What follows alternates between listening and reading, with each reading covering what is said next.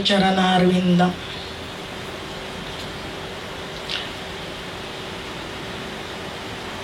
गुरु भगिनी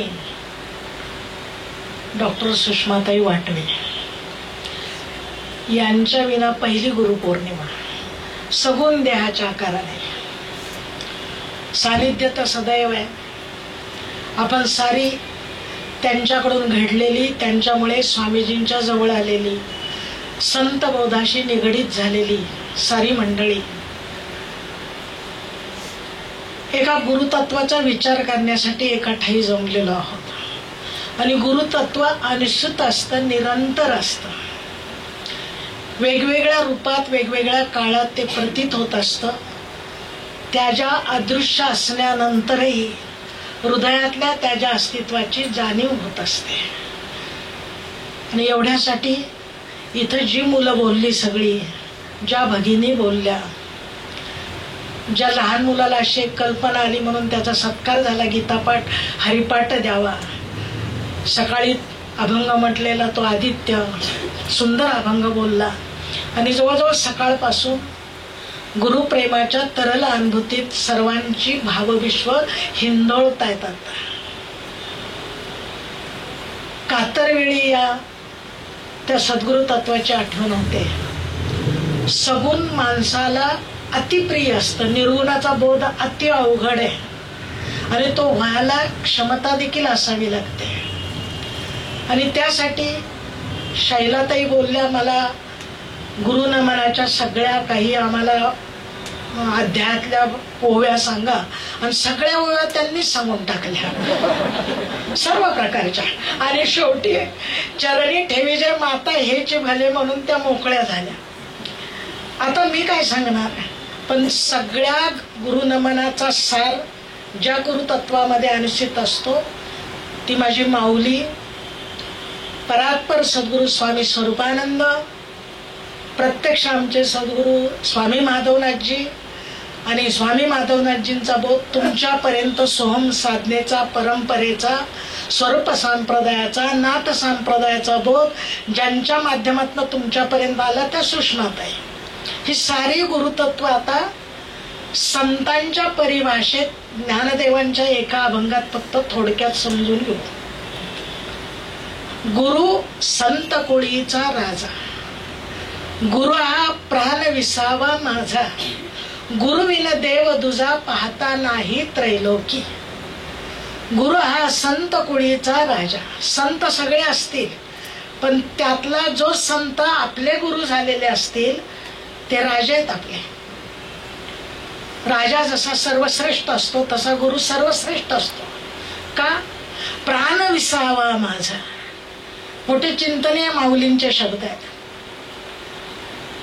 प्राण विसावा, आपल्या प्राणाला बाहेर कुठे विसावा नाही, बाहेरचं जगत ओरबडणार आहे, अंधार फार झाला पण ती जपून ठेवा।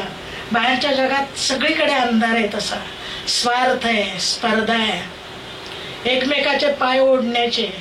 किती आपण हे विश्वचे माझे घर या बोधात जरी जाऊन आलो तरी आपल्याला जाणवतं बाहेरचं विश्व वेगळे, संतांचं विश्व वेगळे आहे।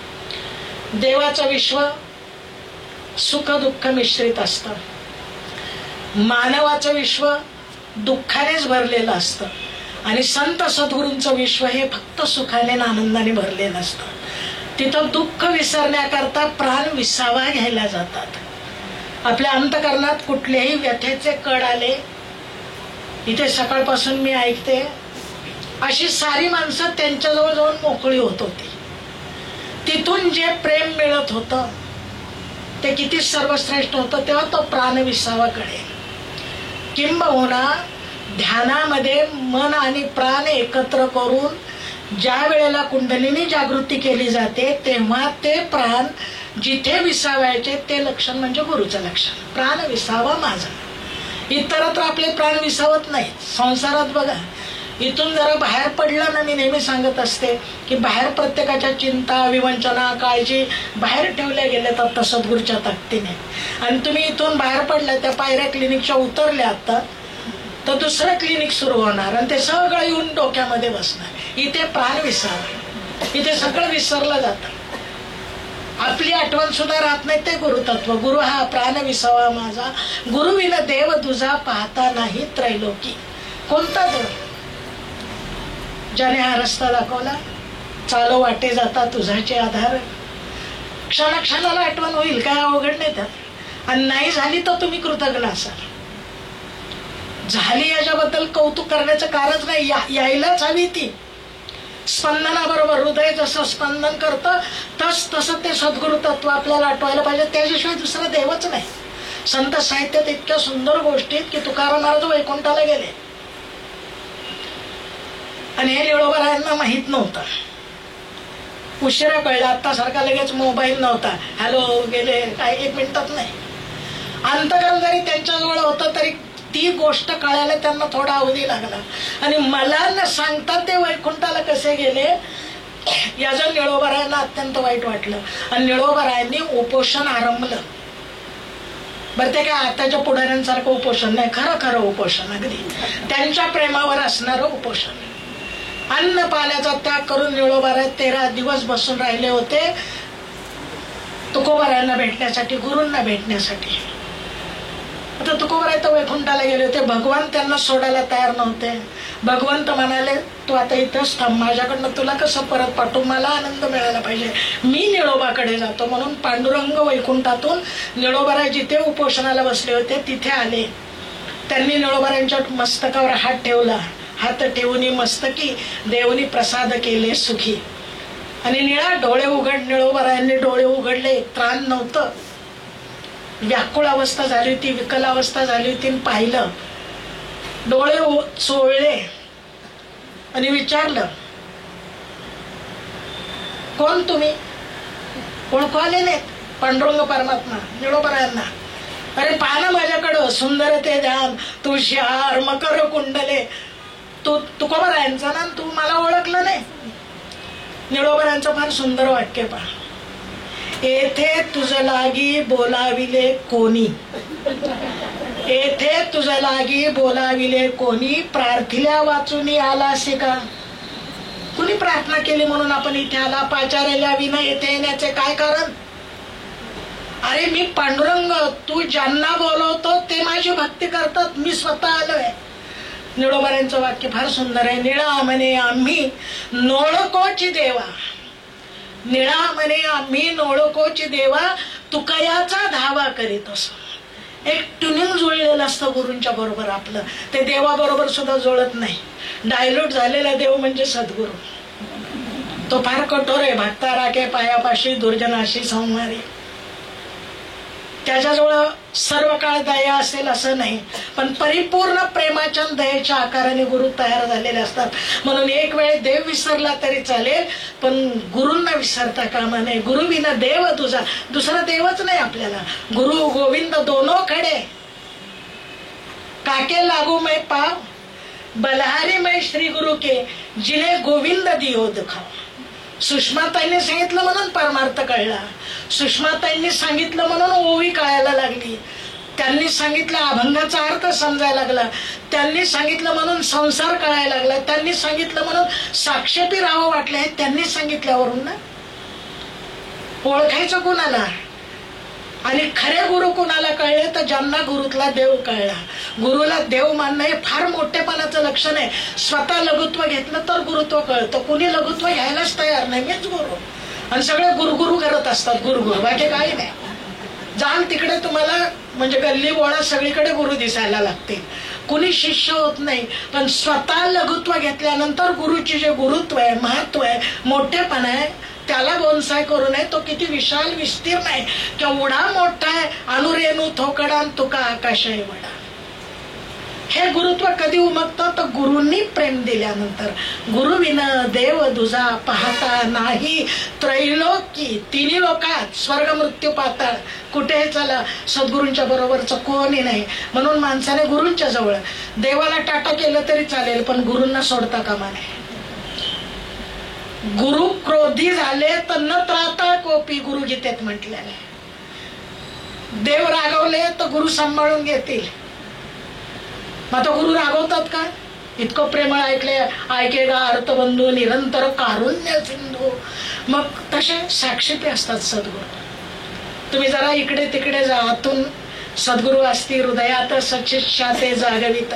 आपल्याला कळतं त्यांनी सांगितलेलं, पण त्यांना देव म्हटलं तर. म्हणून माऊली सांगते, गुरुविन देव तुझा पाहता नाही त्रैलोकी.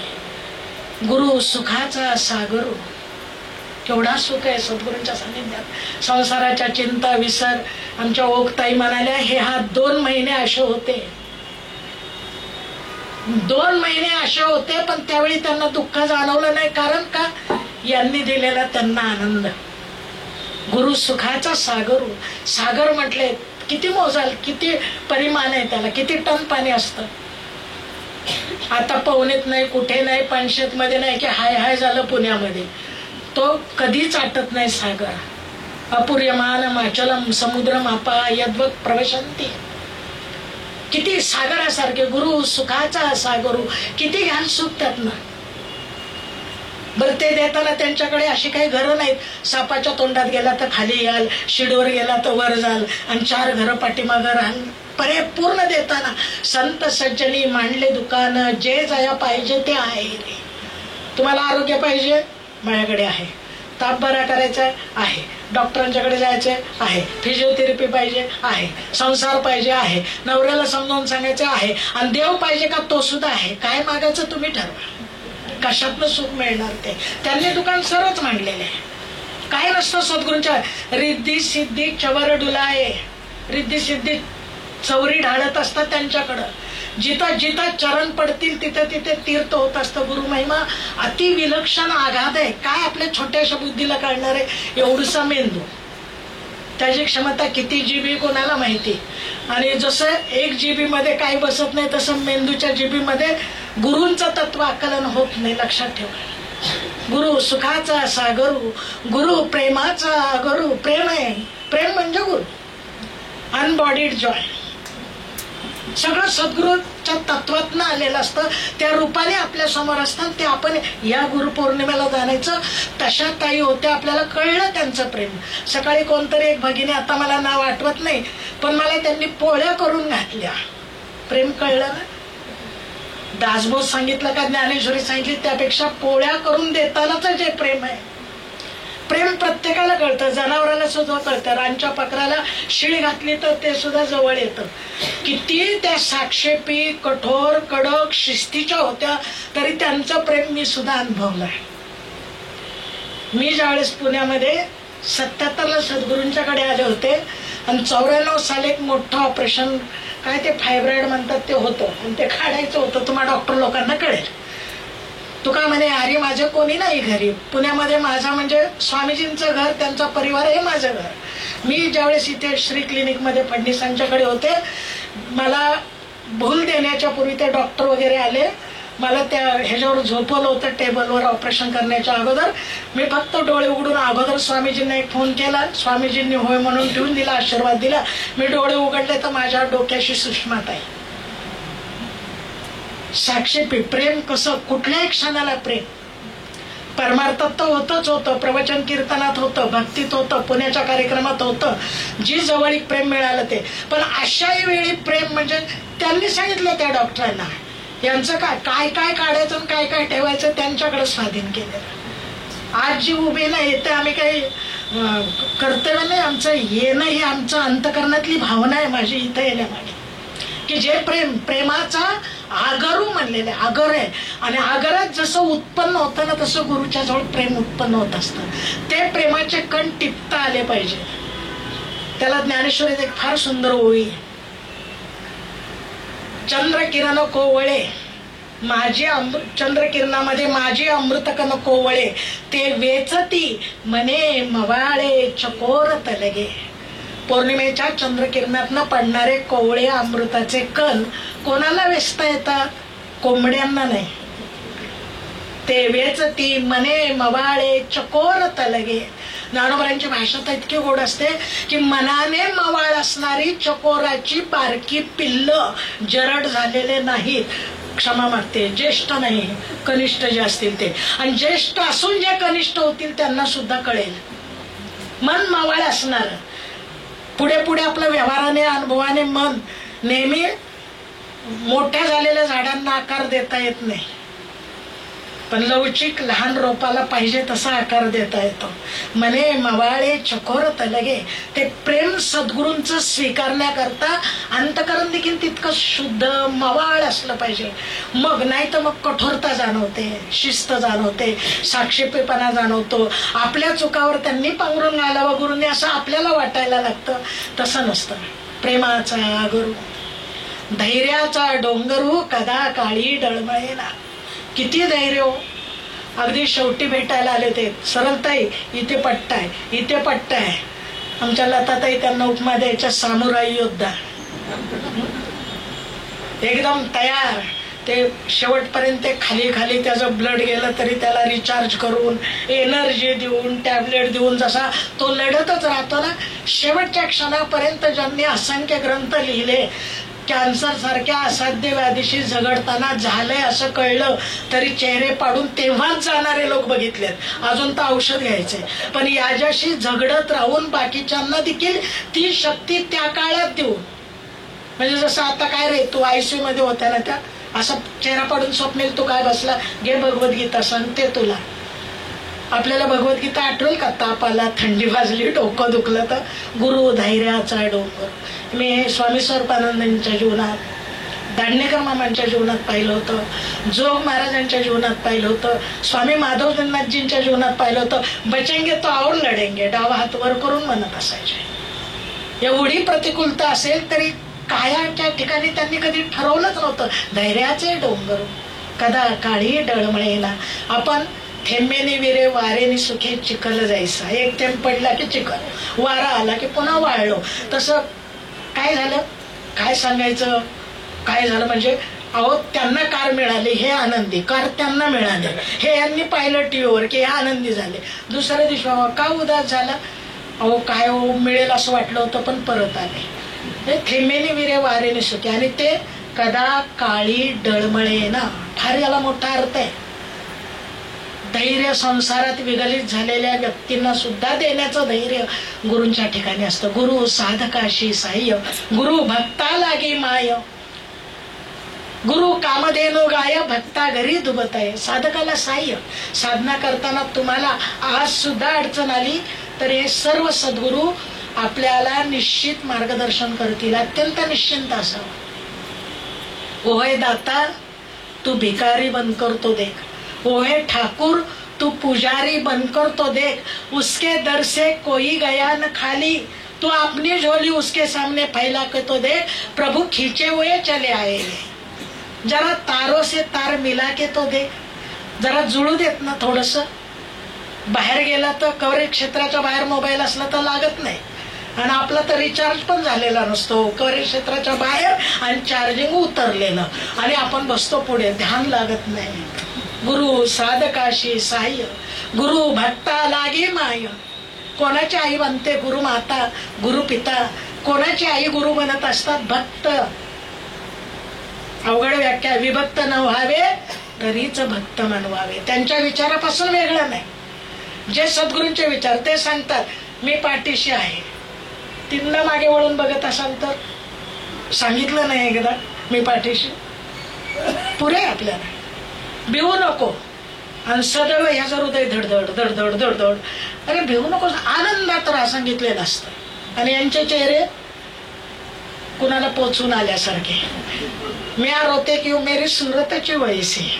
अरे त्यांनी पत्कर घेतलाय ते सांगतायत, ते पाठीशी किती उड्या मारावं. लहान मुलं असताना आई शेजारी असेल काम करत, ते खेळतं आनंदाने. तसे माझे गुरु आहेत, आपण आनंदाने खेळावं. गुरु भक्ता लागे माय, गुरु कामधेनु गाय, भक्ता घरी दुबते. कामधेनुला ती येते जो जे दवा मागे ते दवा ते प्रसवची लागे.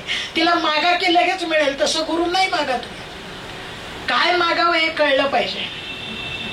देणार काय देतात गुरु? गुरु घाली ज्ञानांजन, गुरु दाखवी निज धन. शब्द किती गोड आहेत पहा. येवनी गुरुनाथे माथा ठेवीला कर, अशी दृष्टी देतात बरं का. अंजन डोळ्यात घालतात. गुरु घाली ज्ञानांजन. सगळं अज्ञान जातं. आणि स्पष्ट दिसायला लागतं, कळतं काय आहे ते. असे ज्ञानांजन घालून घ्यायचे असतील डोळ्यात तर गुरु पाहिजेत आपल्याला. त्यांना विसरता कामा नये. बरं, अंजन एकदा घालून नाही, रोज रोज काजळ जसं घालतात तस तसं आपल्याला आपण ज्ञान घेत राहिलं तरी चालतं. गुरु घाली ज्ञानांजन, गुरु दाखवी निज धना. काय गुरूंना मागायचं? भत्ता घरी दुबत आहे म्हणून त्या कामधेनूला काय मागाल? राजा उदार झाला, दांडेकर मामा सांगायचे. एको राजाची वरात चालली होती, हत्तीवरून राजा चालला होता. कडेला चिंताग्रस्त उभा होता. राजाने पाहिलं, हत्ती थांबवला, हत्ती बसवला, हौद्यातनं हत्ती खाली, राजा खाली उतरला, त्या ग्रस्ताजवळ गेला. का रे बाबा, तुझा चेहरा एवढा का पडलाय? खेडेगावातल्या कीर्तनात दांडेकर मामांनी सांगितलेली गोष्ट आहे. तो म्हटलं, काय बरं का, मगापासून तंबाखूची तलब झाली पण चुना नाहीये. राजा उदार झालाय, गुरु देतायत, परब्रह्म देतील, गुरु सोडवी तात्काळ गाठ लिंग देहाची. मगाशी विचारलं ना, जीव शिव काय? बिघडले देव आणि भक्त, जीव शिवपणे द्वैत, तया दोईसी करी एकांत, तो सद्गुरु. ज्ञानेश्वरीत इतकी गोड ओळीपा, शब्दाची आसकडी, भेद नदीच्या दोही तडी, ओरडती विरह वेडी बुद्धी बोध. बुद्धी एका बाजूला, बोध एका बाजूला. अज्ञानाच्या अंधारात फक्त एक कमळाचं पान मध्ये असलं चक्रवाक पक्षाचं जोडी जशी विरहाने ओरडते ना, तशी आपली बुद्धी बोध याचा विरह आहे एकत्र असून पण अज्ञानामुळं. तया चक्रवाकाचे मिथुन साम्य रसाचे समाधान भोगवी चित गगन, तो सद्गुरु. ते सद्गुरु आहेत. ते बुद्धीचा आणि बोधाचा आपली भेट घालून देतात. नाही तर बोध एकीकडे असतो, बुद्धी एकीकडे असते. सगळ्याला सद्गुरूंचा बोध ग्रहण होतोच असं समजू नका. तुमचे 5 mm ची का 15 mm ची का 2.5 mm ची, बघा आपली वायर किती करंट त्यातनं पास होईल. ते जर एखाद्या फोर्स मधनं येणाऱ्या नाळ्याच्या खाली वाटी ठेवली तर ती पाण्याने भरते का? गडवा तांब्या लोटी ठेवली तो किती भरतो? हंडा ठेवला तो किती भरतो? रांजण ठेवला तो किती भरतो? मोठं एखादं कॅन म्हणतो आपण, पिंप म्हणतो, ते ठेवलं ते किती भरतं? आणि तो मोठा नळ एखाद्या तलावात टाकला तर तो तलाव किती भरतो? तसे शिष्य असतात, कुणी तसे तसे तसे. ते फोर्समधनं सद्गुरु देतात. आपण जे करतो ना, तू कहता है कागज लिखी, मैं देता हूँ आंख देखी. मी जे पाहिलं, अनुभवलं, द्यायला तुला तयार आहे. गुरु दाखवी निज धन. आपलंच आपल्याला. सकाळी जसं लताताई म्हणल्या, बाहेरून नाही, तुमच्यातली सुप्त शक्ती ना, ती जागृत करून ते निज धन, असा धनाचा अनंत साठा आहे. असं अपार धन मिळतं ना की पुन्हा काही मिळायची इच्छा होत नाही. यम लब्धा पुमानो सिद्धो भवती, तृप्तो भवती, अमृतो भवती, मत्तो भवती, यत् प्राप्य न किंचितम वांछेते. नित्य आनंदा पुढे आनंद तो कोण? विषय सुख बाई बापुडे ते क्षीण. काय विषयात सुख आहे? रात्री पिली, सकाळी उतरून जाते ना. रात पी सुबह उतर जाएगी. एक बार गुरु को नजारा से नजारा मिलकर तो देख, जिंदगी गुजर जाएगी. एकदाच बघ फक्त त्यांच्याकडे, उतरतच नाही. मस्त असतो त्या प्रेमाने, त्या आनंदाने, त्यांनी दाखवलेल्या निज धनाने. मला कधी कधी वाटतं, रंगपंचमीच्या दिवशी जशी ती तरुण मुलं चौकात लताताई पिंप भरतात, टिपाडं तयार करतात. तुमच्याकडे काय म्हणतात? ड्रम. रंगाने करतात आणि येणाऱ्या एका मित्राला घेतात आणि त्या ड्रम मध्ये बुडवतात. तसं मला वाटतं तुम्हाला उचलावून गुरुतत्वामध्ये बुडवावं. तुम्ही रंगीत होऊन निघा, तसे आनंदाने निघा. गुरु दाखवी निज धन, ती गुरु पौर्णिमा. गुरु सौभाग्य देऊन साधू बोध नांदवी. सौभाग्य देतात, ते खरं सौभाग्य. हे बाहेरचं सौभाग्य किती कसं आणि किती तारणार आहे. मी जरा त्याच्याविषयी कटू बोलते पण अधिक बोलत नाही आता. ठीक आहे, चांगले असू दे, व्यवहारात मानावं लागतं. पण गुरुचं जे सौभाग्य मिळत असतं, सनातपणा, गुरु मिळाल्यानंतर जे भाग्याची प्राप्ती होत असते. गुरु सौभाग्य देऊन साधू बोध नांदवी. साधू बोध झाला नुरोनिया ठेला, ठाईच मुराला अनुभव कापुराच्या वाती. हे मला लतातांनी दाखवलं स्वामीजींच्याकडे जाऊन.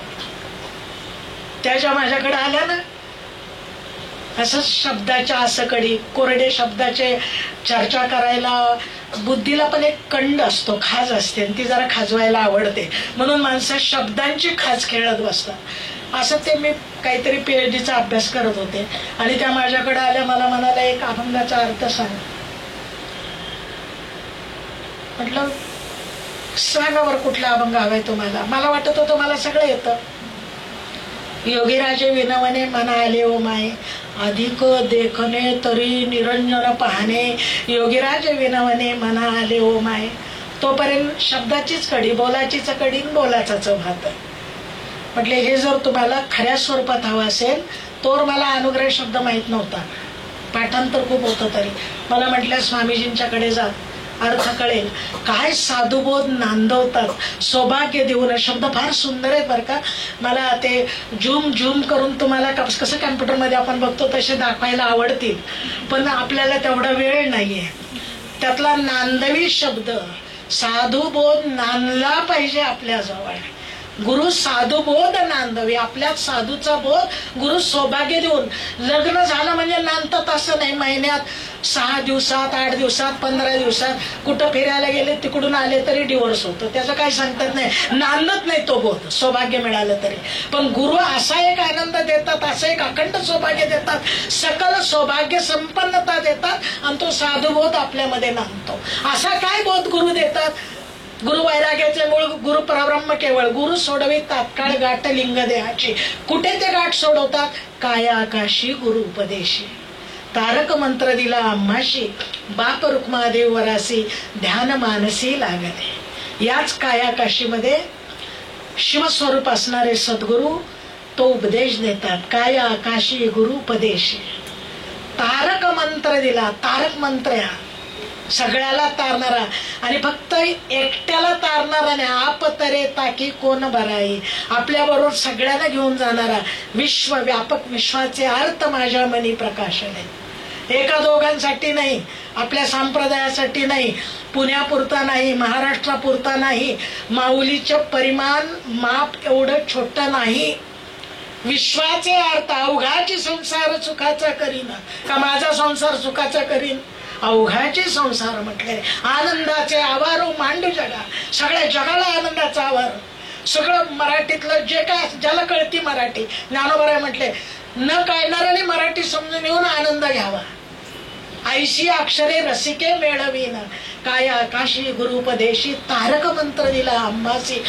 काय तो मंत्र आहे? मंत्र जपायचा का नुसता नाही, ध्यानेन आत्मना पश्यति. म्हणून सोहम साधना. सकाळी प्रश्न विचारला होता, जप आहे का बोध आहे का ज्ञान आहे? ज्याची जितकी पात्रता त्याला तो तसा आहे. ज्याला जपच करायचा आहे त्याला तो जप आहे, ज्याला त्याचा बोध करून घ्यायचा आहे त्याला बोध आहे, ज्याला त्याचं ज्ञान करून घ्यायचं आहे त्याला ज्ञान आहे, ज्याला त्याची साधना करायची ती साधना आहे. सद्गुरु ते देतात आणि आपल्याकडनं करून घेतात. आपल्यातले सगळे विकार अवगुण जातात आणि सद्गुण येतात. लता त्यांनी सकाळी प्रकृती बदलते सद्गुरूंच्या सानिध्यात गेल्यावर. आता जसं त्यांनी सांगितलं, ITतला घोल पियायला सुद्धा वेळ नव्हता, आता तो किती बदलला. आज युवा पिढीला सुद्धा घडवणारा हा आनंद, त्यांच्यातला बदल. स्वप्नील सारख्या तारुण्यात या मुलाने आता बाहेर जाऊन 12 घंटों में 12 मिनटों में 12 तरीके से करत बोलायचं, ते इथून परमार्थ बोलतात. किती बदल आहे हा. काय आकाशी गुरुपदेशी. हा ताईंच्या माध्यमातून तुमच्या सगळ्यांच्या मध्ये आमच्या सद्गुरूंनी घडवला, तुमच्या आमच्या सगळ्या सद्गुरूंनी घडवला. त्या गुरुतत्वाचं स्मरण आहे. त्याच्याविषयी प्रेम असावं, काम नसावं. काम वासना आहे, प्रेम उपासना आहे. आणि त्या प्रेमाने जर आपण उपासना केली तर ते गुरुत्वाला खूप आनंद वाटतो. कुठलाही कोणाचाही मत्सर नसता, आपल्याविषयी कुठलाही अहम भाव नसताना. मी माऊलींची शेवटी ओळी सांगते, फार गोड ओवी ते. सांडो निमिटपणाचा लोभू, मिटे सिंधुत्वाचा घेतला लाभू. तेवी अहम देवनी शंभू शांभवी झालो. मला स्वतःला नाव नाही, रूप नाही, मी कुणाचा, जसं गोंदलेकर महाराज म्हणायचे, अरे एकदा तरी म्हण की मी रामाच आहे, तसं आपण म्हणावं एकदा तरी की मी गुरुच आहे, त्यांचा आहे, माझं नाव रूप नाही, मी कोणी नाही, नाही रे मी कोणी नाही रे, सद्गुरु सर्वात आहे रे. हा बोध गुरुपौर्णिमेच्या निमित्ताने माझ्या ज्येष्ठ भगिनी गुरुतुल्य असणाऱ्या डॉक्टर सुषमाताईंनी तुमच्यात तसा ओतला. आयुष्यभर स्वसंसाराकडे दुर्लक्ष करून संतांची प्रमाणे जाळूनी संसार वैसलो अंगणी, संसाराच्या नावे घालून या शून्य वाढता हा पुण्यधर्म केला. म्हणून एक मंजिरी एकच कन्या होती, पण आज मंजिरीला किती बहिणी मिळाल्या, मिलिंदला किती भाऊ मिळाले, किती मावशी काकी मिळाल्या.